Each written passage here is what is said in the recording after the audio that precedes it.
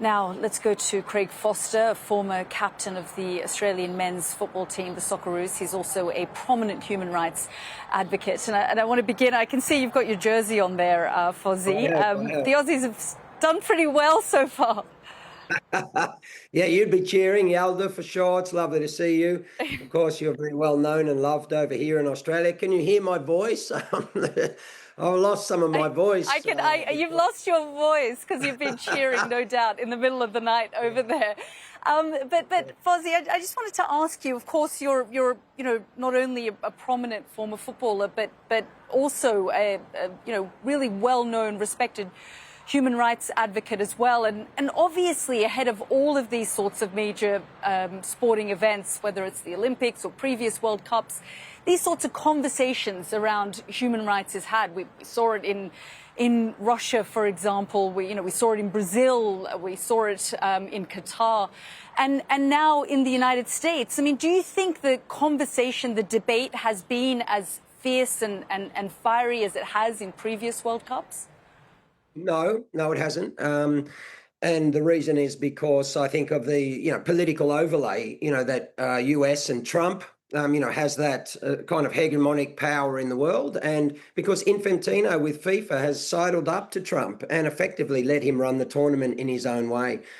This was supposed to be the first tournament where there was a really rigorous human rights audit prior to the tournament, and that FIFA would abide by that under their human rights policy. And sadly, since Qatar, the process started of effect, the FIFA Council, but particularly Infantino, just completely disregarding the human rights policy that they have and allowing US to basically run roughshod over the tournament in every respect. Of course, it's been hyper commercialized, and so the fans are, a lot of fans are pretty upset about that. And you saw the Cape Verde goalkeeper yesterday, after an extraordinary performance against Spain, talking about the high cost of the visas to get in, the fact that he couldn't even bring his mother in to watch that. But you've seen what's happened with the Iranian team, with the Somalian referee, with various players, the mistreatment of some teams when they arrived in the US. Treated virtually like criminals, whereas others were feted, as superstars.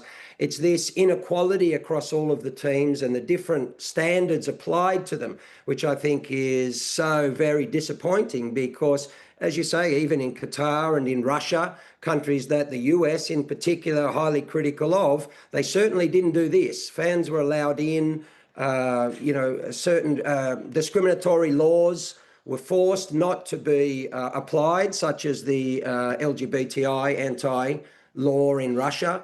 But this is not the case with US. So I think, the world of football is aghast at the way the tournament is being run. Even as always, once the football starts, we all have our shirts on and we're screaming and we're loving seeing the world come together.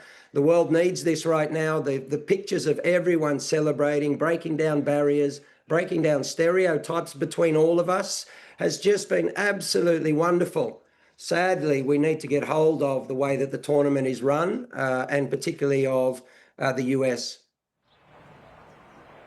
Talk us through that sort of human rights doctrine post-Qatar that was put in place, because, of course, the things like the visa issuing issue that we have seen, FIFA has pushed back and said, well, we can't control what the host country, what the rules and laws that the host country has. We can't change that. What could be done, in fact, if they have put that sort of human rights doctrine in place? Well, even just basic fairness, and equality of all of the athletes and the staff and the like, is just, that's the starting point of football. I mean, you can't have teams literally turning up late, players trying to focus on the biggest moments in their lives, and not sure if they're going to get a visa, not sure if they're going to get in. This is not the way that football should be run. Equally, when it comes to a place like Russia, for example, the visas through the FIFA ID for everyone were very, very easy to get. Free movement across the place. Here you've got one-time visas only in one country. People can't go and see games in Canada and back into the US. It's just become, ridiculous. And this is not what a World Cup should be. It's not true that under the participation and hosting agreement, FIFA have a tremendous amount of power as to the way the fans are treated, as to the acceptance of all the players and the referees and all of these things. So for the first time, Infantino has just taken a hands-off approach, and that's where people in football around the world are extremely upset.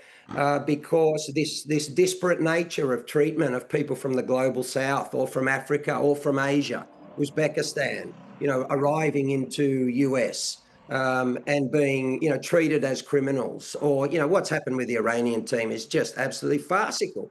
I mean, they're being forced to go back to Mexico. They can't even stay over in LA to train and recuperate the following morning. That's not football performance. That's not the highest level of football in the world. It doesn't matter which team it is. Of course, there is a vast political overlay here with US, bombing a number of countries, including Iran, and you've just talked about that.